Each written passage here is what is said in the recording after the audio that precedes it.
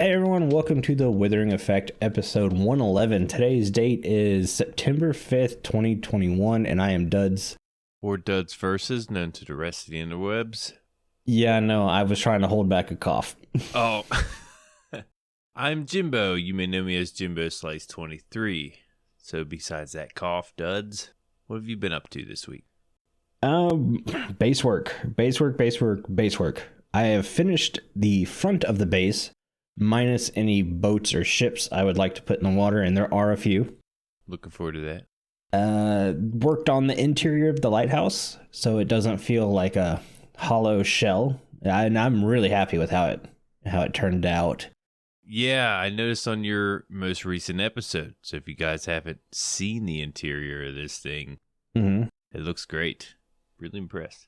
I'm getting there on my interior builds. If anyone's been watching for any length of time, you understand me building something that doesn't have a functionality attached to it is hard. And interior in general, just doing interiors is... Yeah. I find it difficult. Yeah. Oh, trust me, it took me to the last second to say, I bet I could fit a farm in here. It's like, no, don't do that. Just finish the build.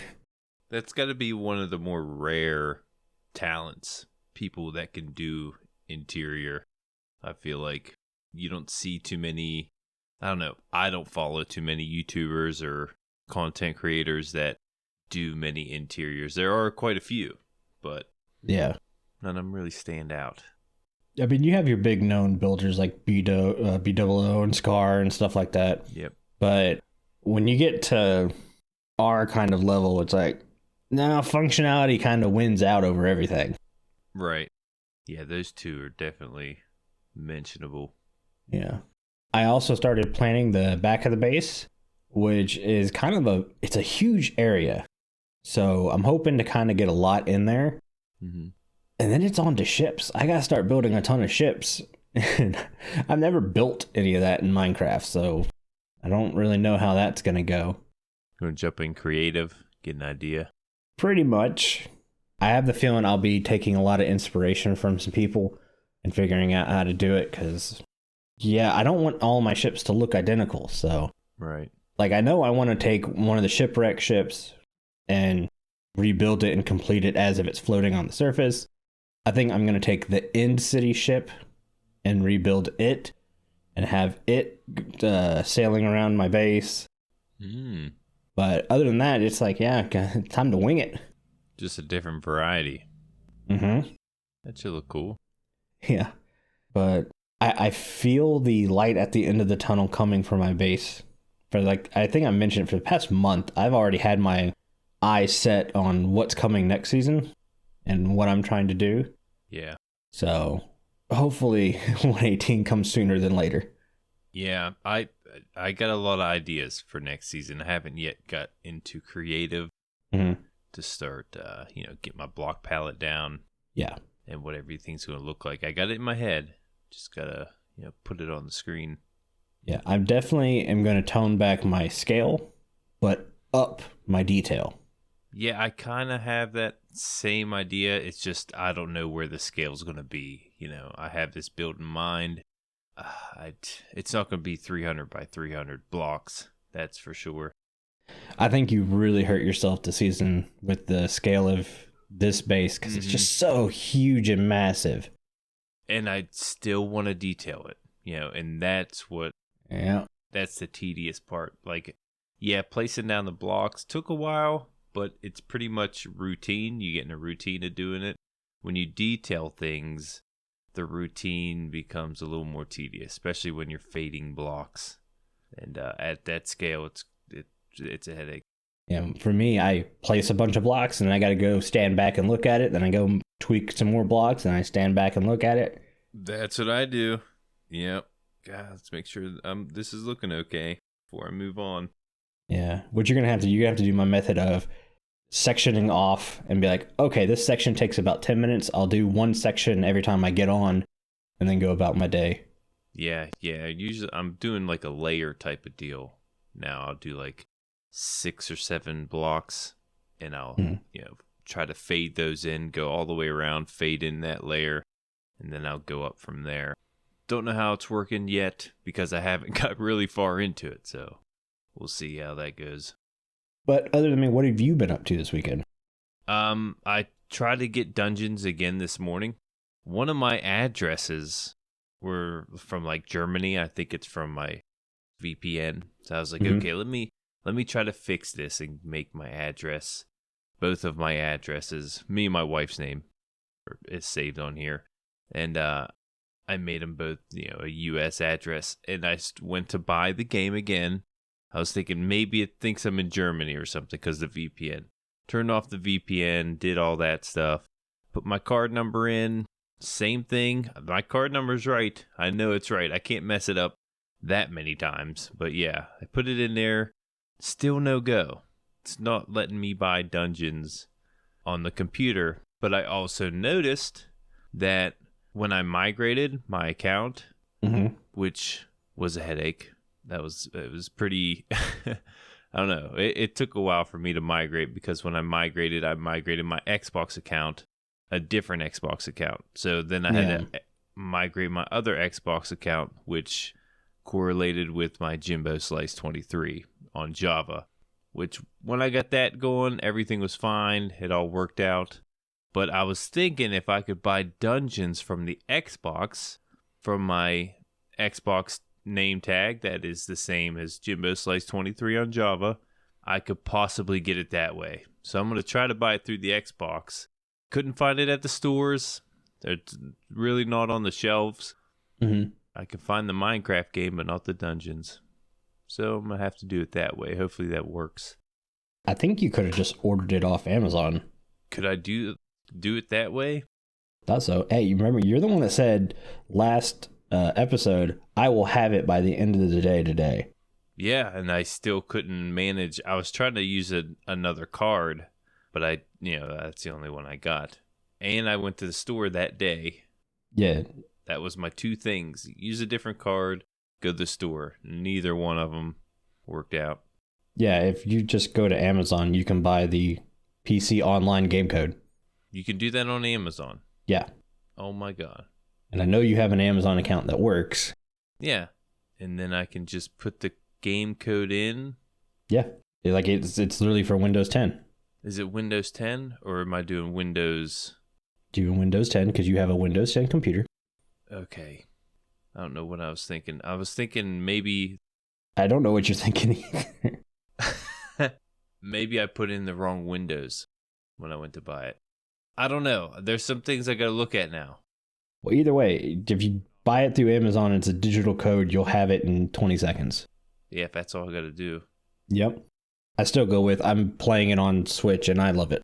Yeah, there's two different options now I got, so hopefully those will work out. Might as well try to grab it after the show again. I'm not going to say I'm going to have it after the show this time because it didn't work out last time. So hopefully, fingers crossed, it all works out. Hopefully. Yep. I also wanted to mention, have you ever heard of the Newegg Shuffle? Yeah, that's where you put in for a graphics card on Newegg, right? And they have to pull your name out and you have a chance to buy it from them. Yeah, you win an opportunity to buy. Yeah, I've hated that. That's the stupidest thing in the world. Well, I've been doing it just to see if I could win, and I actually won. I won on the Newegg Shuffle, which is really rare. There's a lot of people in it. But what I've won was really expensive. It was the RTX 3080. Now, again, I didn't win this. I won an opportunity to buy this. So it's very expensive, and it was a water-cooled RTX card. So I don't have I would have to buy all new parts to water-cool. It wasn't even an AIO graphics card that's water-cooled? No, it had the water block on it. It even came with... It was a combo. It came with a motherboard that was water cooled. So yeah, I'd have to switch everything around. I was thinking, do I buy it and then sell it for, the overpriced value? But I didn't want to deal with that headache, of trying to get my money back, and I just didn't get it. Yeah, I mean, that's such a niche product for people. Right. The average gamer is not going to want that. Yeah. I mean, I'll have one heck of a PC, but I'm gonna have you to don't need fork it. out a lot of money. Yeah, I really don't need it. Yeah, it's not like you're playing AAA titles and live streaming on the same PC. Right. Yeah, it's not really necessary. It's pretty cool though that I won. I like got a text message and an email saying I won. I'm like, hold on a second. Let me make sure this is legit. You never know nowadays. And yeah, took me to the checkout and Well, daggone. was going to buy it until I saw the price. Yeah, I hate that PC parts are where we're at right now because my PC's at the age where it could use an upgrade. And I've done everything but upgrade the processor and graphics card. So I'm still rocking the first gen Ryzen and then a GTX 1070. Now, the CPU I could upgrade basically at any point and it would help me immensely, but I don't see wasting the money on the CPU if I can't go ahead and get the GPU at the same time. Yeah. Plus, they both work. It just takes, my render times are getting up to about an hour now. Ugh. Yeah. That's a CPU thing, right? Yeah, it's using, you can choose which encoder you want, and yeah, I found the CPU encoder for my setup is actually a little bit faster than the GPU, so that's what I'm using. Yeah, gotta go that then. Yeah, it's not easy. It's not easy to get these parts nowadays at a reasonable price. Yeah, at a reasonable price is the big thing. I saw a guy send me a picture of a pre-built. He's like, is this a good computer for the price? And the price was like $3,000. I said, no. Yeah. It's like, it was an RTX 2060 was the graphics card. Oh, not for $3,000. In a Ryzen 5. And it's like, yeah, dude, no. I think I built that computer for $1,000. Yeah. Pretty similar. That's what we got to deal with nowadays, so. Mm-hmm. All right, should we hop into the news? Yeah, that's about it for my weekend. All right, so the news is, again, a bunch of stuff we're going to have trouble describing. The major things were big biome tweaks to make temperature climates a bit smoother. We saw this going into last week. This week, they're working on it again. Like, giant tree taiga and spruce taigas are no longer considered cold climates, so you're not going to get a bunch of snow on the ground anymore in those areas, which I like. Taiga's always been one of my favorite, but you constantly are going to have to deal with snow on trees and ground and stuff like that. So the fact that that's been changed is really cool. I'm really hoping to get a taiga biome next season. That's where my base plans are kind of sitting at. Oh, okay. But I also don't want to be far away from everyone either. So yeah, the mega taiga is probably my favorite biome. I mentioned this before, and the snow biomes are probably my least favorite. So they're starting to separate those a little bit, I guess. There is a snowy taiga, though, isn't there? Pretty sure. I'm sure I saw that somewhere. A lot of work was done on underwater caves and ravines. So I guess the old underwater caves and ravines had like a different generation coding, so they're trying to use the new stuff for that, and they're having to do some tweaking and stuff because they really want to have it so if you go into a cave in the middle of an ocean, you would come out into an aquifer inside the cave system, which I think is awesome. And you look at the videos of it, it's beautiful. Underground aquifers are probably my favorite, especially when they're near the lush biomes. Yeah. So good. Yeah. The aquifers, like, I wasn't sure what an aquifer was when I heard it. I was like, okay, aquifer. Yeah. Not sure what that means, but looking at the pictures and the footage of it, yeah, those look really, really cool coming out of the ocean and into those. They did say one of the problems is basically below zero, those caves in the ocean, they're just going to be flooded. Flooded, yeah. Which I'm dealing with that now in my base, and they're flooding at like Y25. Building my slime farm, I ended up building it right into an underwater cave, so I had to drain that sucker. Yeah, in the ocean. You are in the ocean. Won't avoid that now, if you could. Yeah. And the final big thing we saw is that horses, mules, and donkeys will now follow golden carrots, golden apples, and enchanted golden apples. They were saying the main reason for this is because now that the rivers are so wide, that it's just easier to have them follow something to get across the river than the old thing of jump as far as you can into the river, hop off, and try to push the horse across the rest of the way. Yeah, or lead it with the lead. Yeah. Yeah, I was surprised to hear this and how it was never a thing. Like, I've never really tried to lure any of these animals, apparently, because... Yeah, you had leads. You never had to. Yeah, you had leads, or you jump on them and control them. Exactly.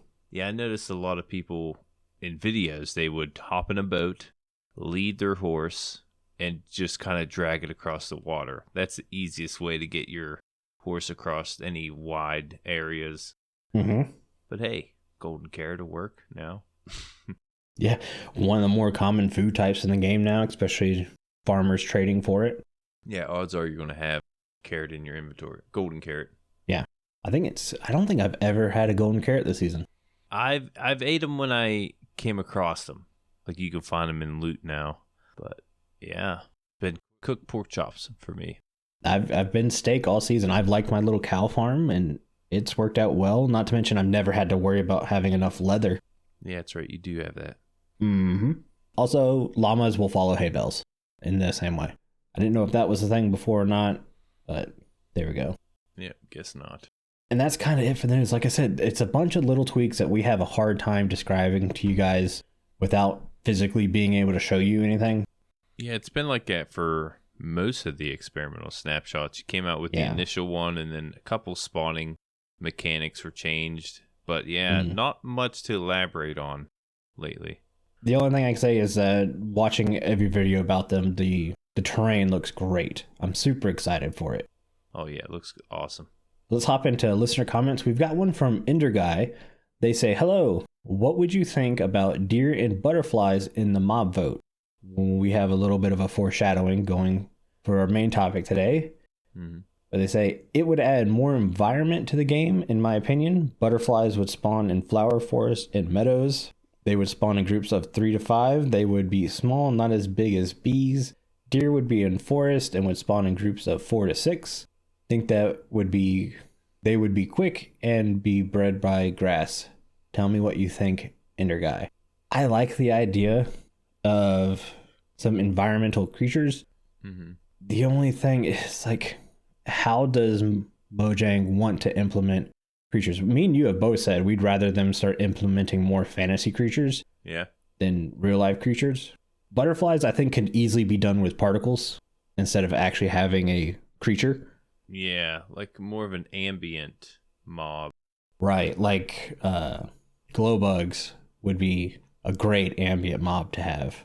Fireflies. Yeah, that'd be cool. See them at night, just lighting up little areas. I mean, how cool would it be for a light source too to catch some fireflies in a bottle, and that bottle maybe produces 3 or 4 light level? Yeah. I mean, that would be an awesome light source. You'd have to have 3D bottles be a thing. Mm-hmm. Or possibly get the light mod. What is that? The light? You talking about the light block? The light block. Wow. It was block. That was the other word I was thinking of. I knew it was light something. Light block. Okay. Mm-hmm. Wow, that was so tricky. But yeah, maybe the fireflies could help you craft one of those. I like the butterfly idea. Possibly ambient birds would be really nice. Anything, to liven up the atmosphere and environment. Deer, on the other hand, I wouldn't mind seeing it. Like, it'd be cool to see, but I don't know. We have many passive mobs. Right. And I don't know if I want deer as much as I want something different. I'd much rather have something fantasy style. Yes, that's what I meant. Than a deer. Would deer fit in the game? Yeah, it probably would. And alternatively, that's another food source you can throw in there. North Carolina deer meat's actually a big thing. Same here in Ohio. Yeah, I don't know what it's like there, but if like hunting's a big thing with deer here because deer do kind of overrun a good bit of our areas. Same thing. Yeah, so. Yeah, it's not one of those mobs like you'd have to be worried. But for instance, bear. Yeah. You put a black bear or grizzly bear in the game. You don't want the people playing the game to think that they can just come upon a black bear or a grizzly bear. Right. Deer, on the other hand, odds are they're going to run away, but I guess you wouldn't really want to run up on a deer either. But no, I've seen a deer rear back and sock some guy in the jaw. Yeah, exactly. They'll ram you if they want, but yeah, a little more safer than bear though. Mm-hmm. Yeah, I mean, we kind of answered it. We all agree butterflies would be cool, but a fantasy creature would be way cooler. That makes sense. Yeah. But this is actually, this led to what was going to be our main topic is mobs we think will be in the mob vote. Mm-hmm. We'll be hitting back on this. I'm noticing we're ended up like rushing through the show right now, and it's that lull before Minecon where everything slows down a bit till we start to get the leaks of the new stuff. Right. Get a little more information, little by little. So this is quiet time. If you guys want us to answer a lot more questions, now's the time to send them in. Mm-hmm. But yeah, thank you for that, Enderguy. That comment was from our Discord, and it's the only place you can talk to everyone who works on the show easily. Just take Rebel JC's word for it. What's going on, everybody? I'm Rebel JC, and I'd love for you to join our Discord community. Whether it's taking part in our Mending Minecraft vote, sharing your thoughts and opinions on Minecraft, or just chatting with like-minded listeners, the Withering Effect Discord has something for everyone. Join today by following the link in the show notes.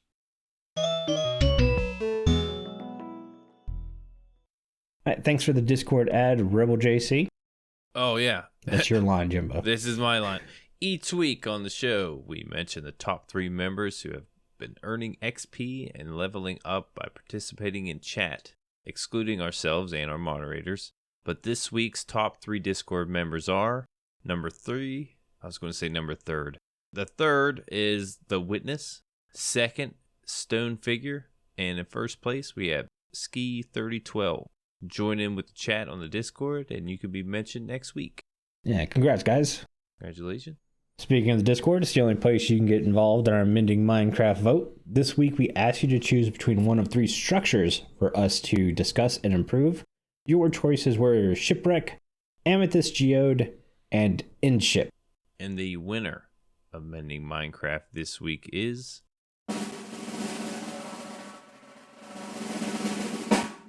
Endship. Easily. We have 14 votes for Shipwreck, 10 for Amethyst Geode, and 41 for the Endship. A few things on the Endship. An Endship is a structure composed entirely out of purple blocks and endstone bricks with obsidian floors. They can sometimes be found floating above an end city. Contains 2 chests with valuable loot, including enchanted armor, tools, and diamonds. There's also 3 shulker boxes, an item frame with a elytra inside, brewing stand with 2 potions of instant health 2 inside, and a dragon head at the very front of the ship. The end ship is the only way you can obtain a dragon head or elytra in survival mode. Yeah, that's about it. Mm-hmm. They may or may not be in the end city. It's kind of random.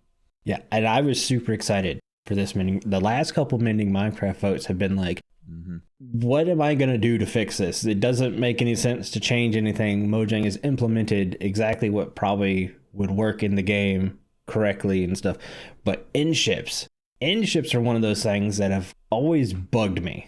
Mm-hmm. And I felt they could be done better. First, the Endship as part of an end city, completely fine with. Whatever. The problem is their rarity.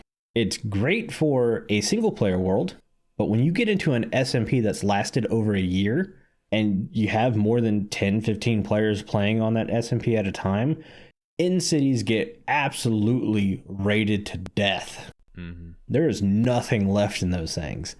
So then you've got to worry about, well, is someone going to sell their elytra? Because I'd like to have one, not to mention I'd like to have a backup in case I die, and maybe another backup just in case. And so now you're having to pay diamonds to something. We had that problem with shulkers, but now shulkers can be farmed. I don't think you should be able to necessarily farm an elytra, though I do have something to kind of go along with that here in a bit. But the big thing is locations. We have the main end island, then we have a huge massive void, and then we have the little islands leading to end cities and stuff, right? Right. Have you explored that giant massive void? No, it's not safe. Yeah. Why would you? There's nothing there, right? It's a massive void. What if there were random in cities in that void? In cities or ships? Or in ships in that void. Okay. I mean, think about it. Ships back in the day were traveling into the middle of nowhere in the ocean. Wouldn't it make sense for them to be traversing this giant void structure? Yeah, we see in the cities that they hover, that they float. Mm-hmm. So you would figure that they could fly. Why not fly outside the end city every once in a while? Right. So that increases now the chance of more ships, more elytras. So that easily fixes the SMP aspect of it. Plus, if you find an in-ship in a void, that's a bit difficult because there's nothing there.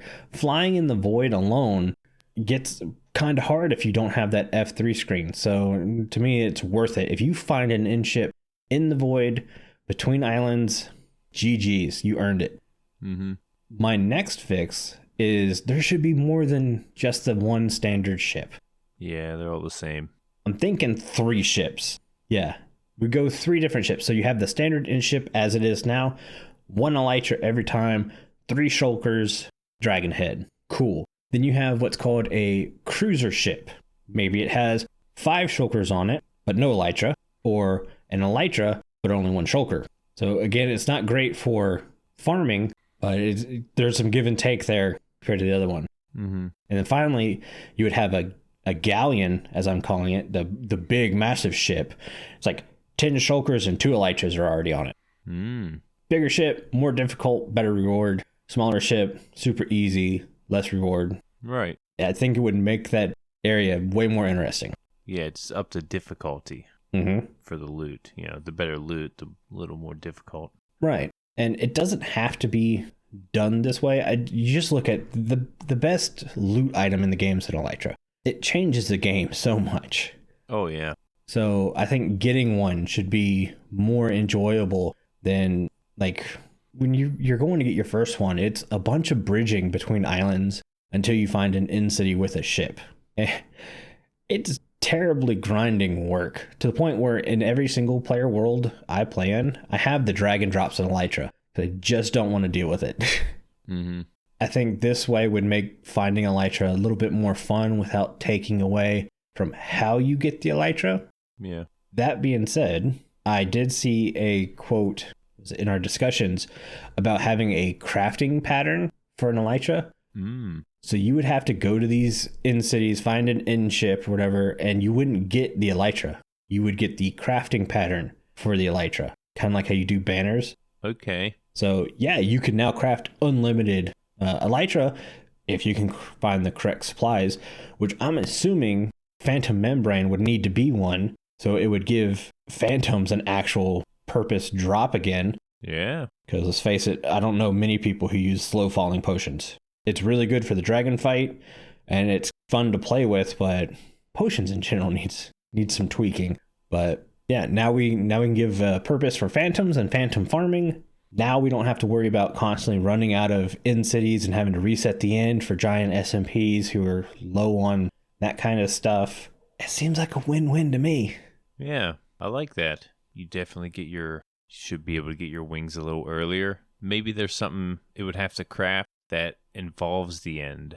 Yeah, maybe you need a piece of chorus fruit to tie it all together or something. Yeah, something off, like you still got to leave that main island.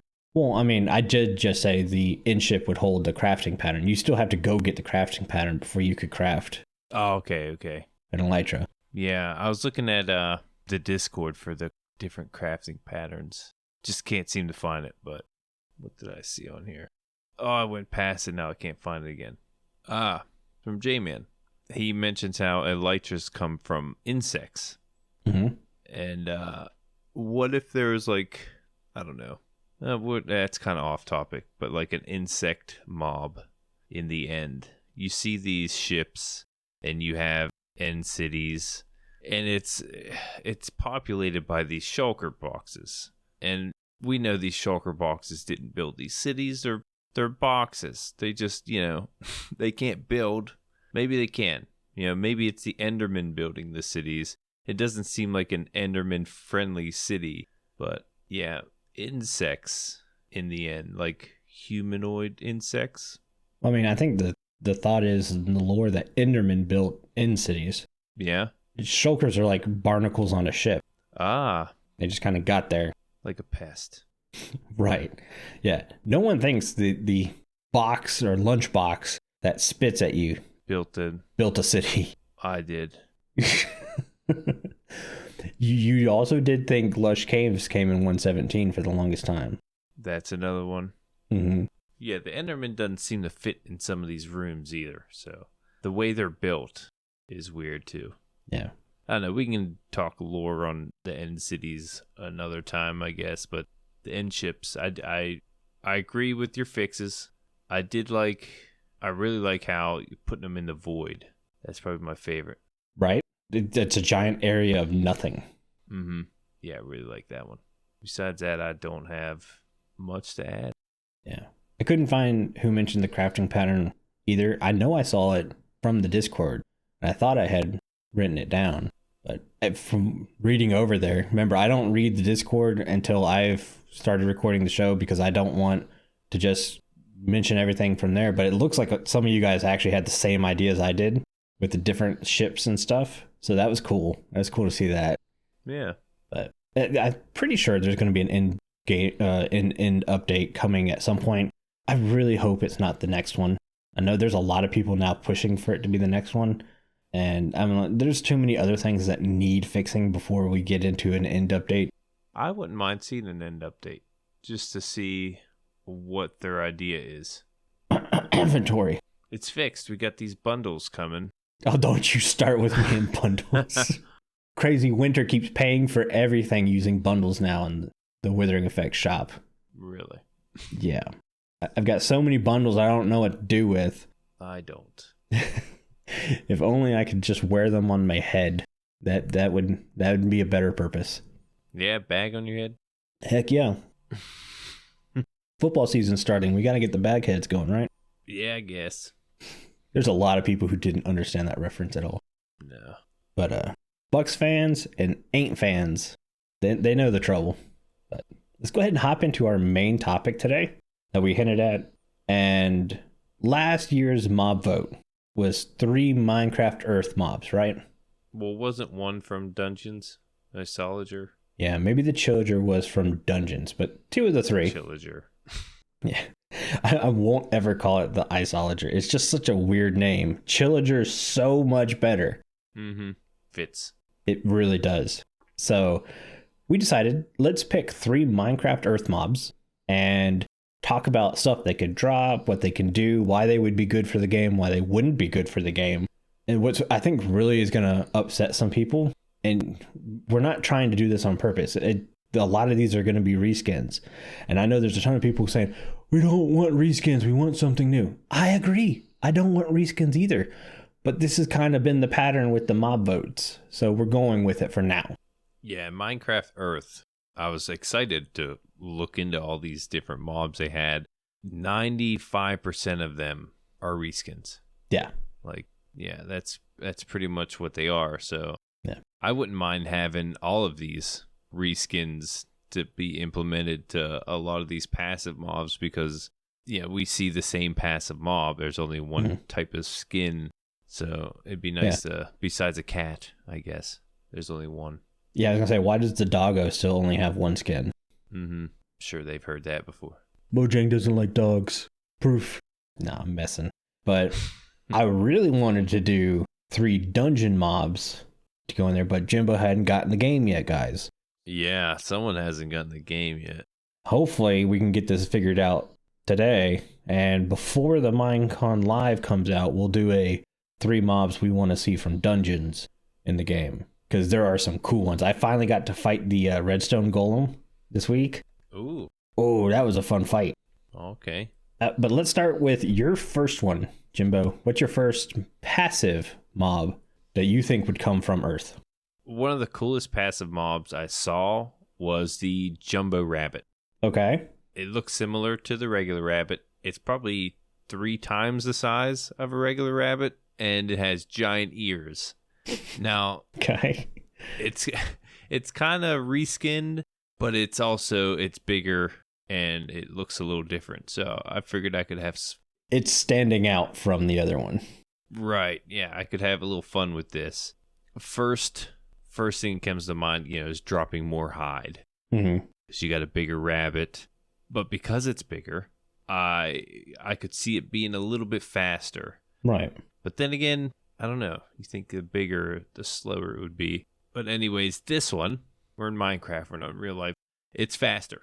It's got more health, and it jumps higher and further. All right. Than the other rabbits. But every time you kill it, you get a rabbit's foot. Every single time. At least one.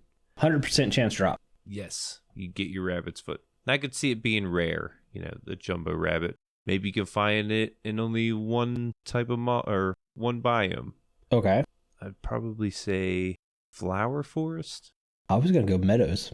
Yeah? Mm-hmm. I'd go meadows. Plains? Well, they have the new mountain meadows. Like, that's a biome now, I'm pretty sure. Okay. So it would be worth it. New biome, new mob. Mm-hmm. Of course, it'd be cool to have like a newer drop. Like maybe I was going to say drops a jump potion, but that's what the rabbit foot is made for. Right.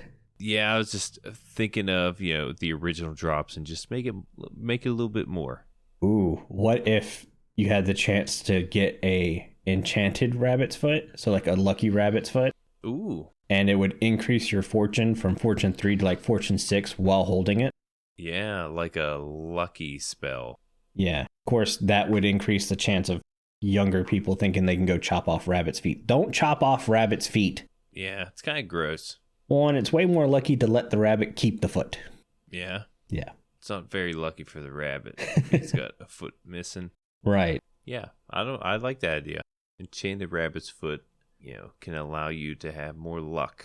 Bring luck into the game. Mm-hmm. That'd have to be a new feature. But yeah, that's all I got for my passive mob, Jumbo Rabbit. Yeah. My passive mob is my favorite mob of the entire list from Minecraft Earth, and it's the Jolly Llama. Great name. Now, in the game, it was a limited time festive mob that came out around the Christmas time. And I thought what could be cool is, again, if it only spawned during Christmas time, but if you name tagged it, you could keep it. It would be around all the time, but it has no drops, so don't kill the Jolly Llama. It does not make sense to kill the Jolly Llama. Mm-hmm. But the reason you would want to keep the Jolly Llama is that all hostile mobs within a radius of the Jolly Llama become passive. Ooh. Yeah. They become jolly. They become jolly. Okay. So it could be a small radius, so you still have to worry about some danger stuff. But you walk in your Jolly Llama around, Creeper sees you, starts to move in on you to blow up. It gets in range of the Jolly Llama, and then it just kind of chills out.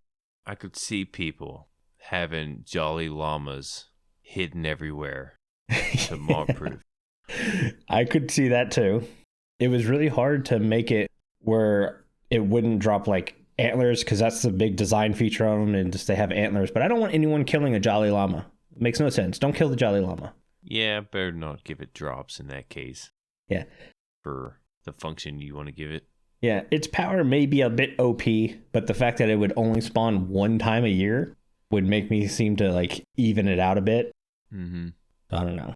Yeah, that's kind of it for my passive mob. That was my favorite one to do. It is a cool looking one. Yeah. What about you? What's a neutral mob you'd like to have in the vote? I think this is a neutral mob. I'd like to call it a neutral mob. And that's the It is. Furnace Golem. Mm-hmm. Really cool looking mob. And first thing you notice is, the furnace on the chest. Yeah. And it's lit up on the chest. And I think that should be a feature of it for it to glow, at night.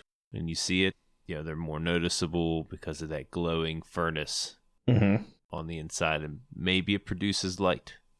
I know that's kind of hard to do, but this is my fix, and I want it to produce light. Yeah. It would also drop charcoal, not regular coal, charcoal, and iron ingots. I would like for it to keep dropping iron ingots. It is a furnace, though. Yeah, I was going to say, furnace, I don't think you need any iron to craft. You do the blast furnace, but... Yeah. It is a golem. Well, it's not an iron golem. Right. It's a furnace golem. So dropping charcoal makes complete sense. Mm-hmm. but dropping anything else kind of doesn't. Maybe clay balls? I don't know if that would be furnace related. Maybe. Sure if I've ever... Yeah, I'm thinking, did I build a furnace? Yeah, of course I built a furnace. You built a furnace. I built 64. Yeah, it's all cobblestone for a furnace. Yeah. So you could have it drop charcoal and cobblestone, but there's so many better ways to get cobblestone. You wouldn't want to farm that mob for that. Yeah, the charcoal is the only thing unique that it could drop. And honestly, I would be okay with setting up a golem farm, because right now the best way to farm coal is a wither skeleton farm. And while that's a decent farm, it produces a lot of coal. There's still people who just don't like being in the nether, even with the nether update. So to be able to give them a way to farm some fuel without having to go in there. And I know people are going to say, you can do the dripstone lava bucket thing. I've always hated having to pull the lava buckets out and stuff and then have to refill them up and then put them back in the system. Yeah. So if you could make a farm that drops charcoal, I would probably set up a golem farm that drops charcoal. Yeah, and possibly you can make it in that dimension. You know, maybe they only spawn. As of right now, I've put down that they would only spawn at night. Ooh. Same spawning mechanics with the villagers. The villagers would have to spawn them in, but at nighttime. I don't think you're going to get anyone building that farm now. How often do you go through an entire night on Minecraft World?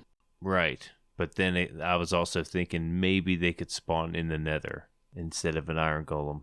Yeah. Because the heat in their furnace, maybe they could spawn there. But you could also do the end because it's eternal night there. Yeah, that too. You're right, and the nether makes sense because the nether is a giant furnace with all the lava and stuff, but... Yeah, that's one thing I've had trouble with. How are these things going to spawn? You know, you want to spawn in like regular golems or... Yeah, I had the same problem with my neutral mob, so don't worry. Yeah, that's pretty much all I got, so you could probably go ahead with your neutral mob. My neutral mob, to my giddiness, was something we mentioned on the show earlier, and it's the tropical slime, which is essentially a blue slime. Granted, it has fish swimming in it. But to me, that acted as if it was picking up items and absorbing them. I went, oh man, this is exactly what I had in my mind when I was talking about different slimes, either last episode or the episode before that. Suze, dang, she is snoring loud. Yeah, I remember you mentioning that. Yeah. How they could hop over items and gather them. Right. Well, this one has tropical fish swimming around in it. Tropical fish on their own really aren't that useful unless you've got them in a bucket and you're feeding them to oxalotls, which I still don't know why you can't just feed them a tropical fish item. Yeah. Why does it have to be in a bucket? I get they want fresh fish, I guess. Yeah, that'd be the only thing I could think of. Yeah. But what if, like, slime essentially spawning in water biomes? So let's say if you have a spawn chunk in a river biome, the main fish that would spawn with it would be like, cod and salmon. Salmon's a good food choice in Minecraft. It really is. The problem is it's a pain to get with AFK fishing not being around anymore. Yeah. So if you have a slime farm built in an area that's under a river, then you have slime now also dropping salmon and cod instead of slime balls. Yeah. Now you have another food farm, which could be really cool. Yeah, depending on that slime chunk location. Right. Yeah, all the slime chunks are the same, but if you move them in a certain biome, get some fish out of the deal.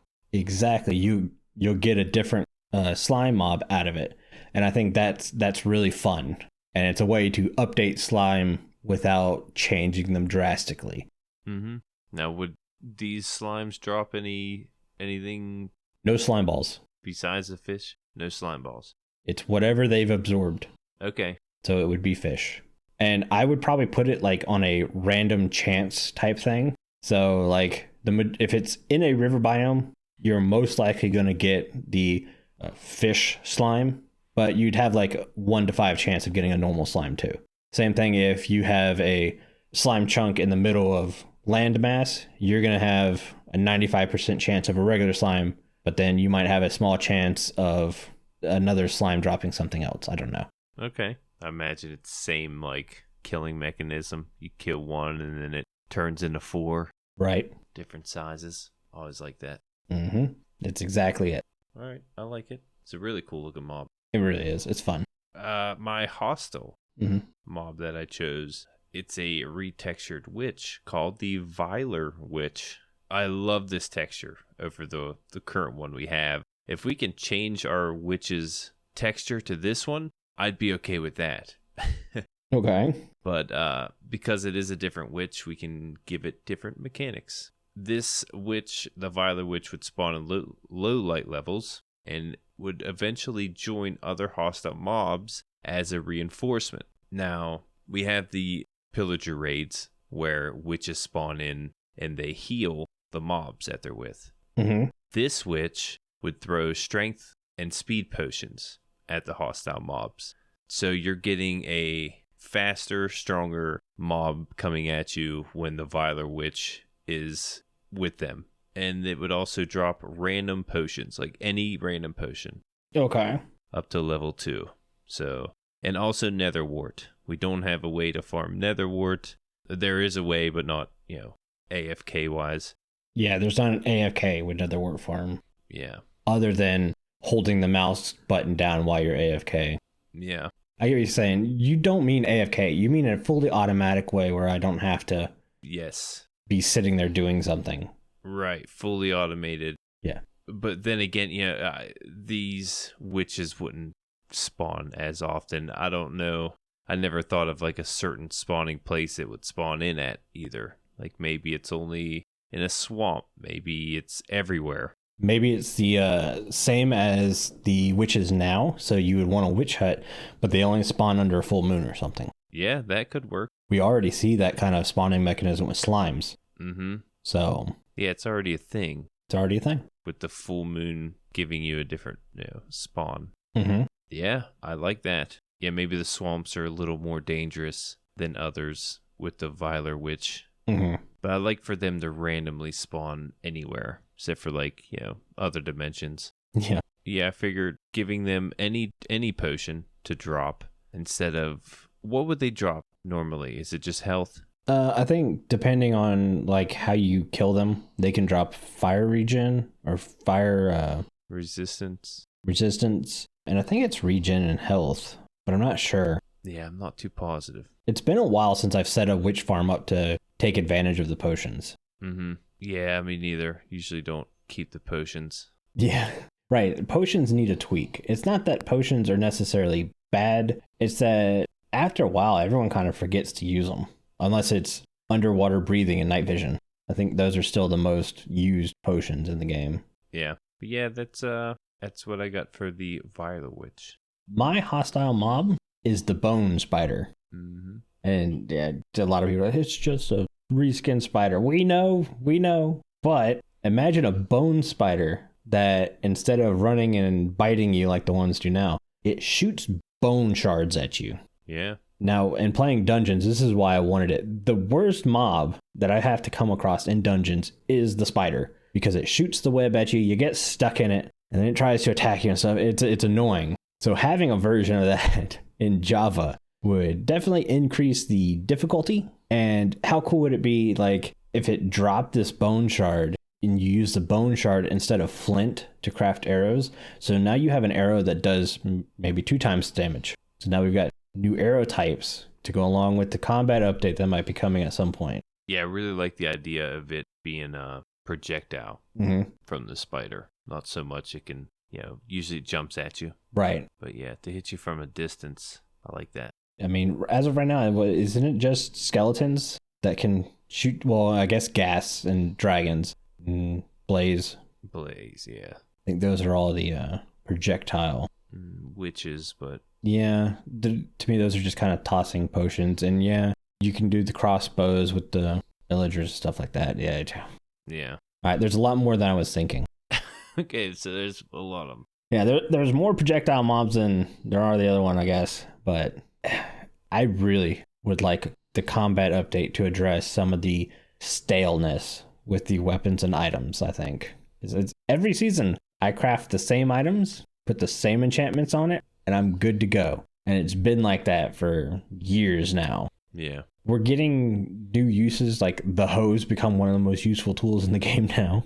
But I'd like to see some more I've been saying this for a while. I'd like to be able to walk across the sword in a dungeon or something that has sharpness 9 on it. It's like, okay, I can't get that enchantment. That's awesome. Now this sword's beastly. I really need to be careful and not lose it. Yeah, it won't be dropped by the bone spider, though.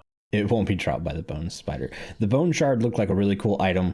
And I was like, do you want a way to craft it? Do you want to be able to take bones, put it in a crafting table, and try to make the bone shard? I was like, no. For me, if they ever put a hammer in the game, it would make sense to hammer a bone shard or a bone and to get a bone shard. But yeah, as of right now, the only way to get a bone shard would be bone spider. Maybe they can drop bones too with the shards. Could be. I just keep thinking about how valuable bone meal has become. Yeah. You seem to need it all the time. Yeah, I've got an entire room dedicated to making bone meal for me. Mm-hmm. Need them nowadays. Really do. Yeah, that's kind of it for what I've got. You good? Yeah. All right. Really like to see all these mobs make it to the game. Yeah, I'm excited for the vote. But yeah, hopefully we can get Jimbo on dungeons finally. And then we'll do 3 dungeon mobs we want to see in the game. This was a lot of fun sitting there researching these guys and seeing how they might work in the game. Yeah. I mean, if I have to research dungeon mobs, I will. But it'd be nice to play against them. Right. That's going to do it for today's show. Before I have Jimbo read us out, I want to say a huge thank you to all of our patrons who are supporting their show. Our milk level patrons are Omni, Chief Big Bear, Croc, Deadwalker, Fragile Rock, OB, Stonefigure, and Viper's Tuna. If you too would like to get access to exclusive benefits and hours of extra content each month, please consider joining at patreon.com/The Withering Effect. And if you like the show, you can share it with all of your friends and on social media. If you listen on Spotify, follow us, or if you listen on Apple Podcasts, leave us a nice review. Doing any of these really helps the show reach more listeners. If you'd like to get in contact with us, send an email to podcast@thewitheringeffect.com, tweet us, leave a voice message, or join our Discord where you can have a chat with everyone who works on the show and fellow listeners. All of the links are in the show notes. This show has been brought to you by Jimbo and myself, but also our digital producer Carl. He helps make sure the show ends up where it should be. The amazing music you hear in the intro and outro is created by the one and only Decoy. Everyone's social media info can be found in the show notes. You guys have been awesome as always. Thank you so much for getting withered with us. You should probably go drink your milk now. Bye. See you guys.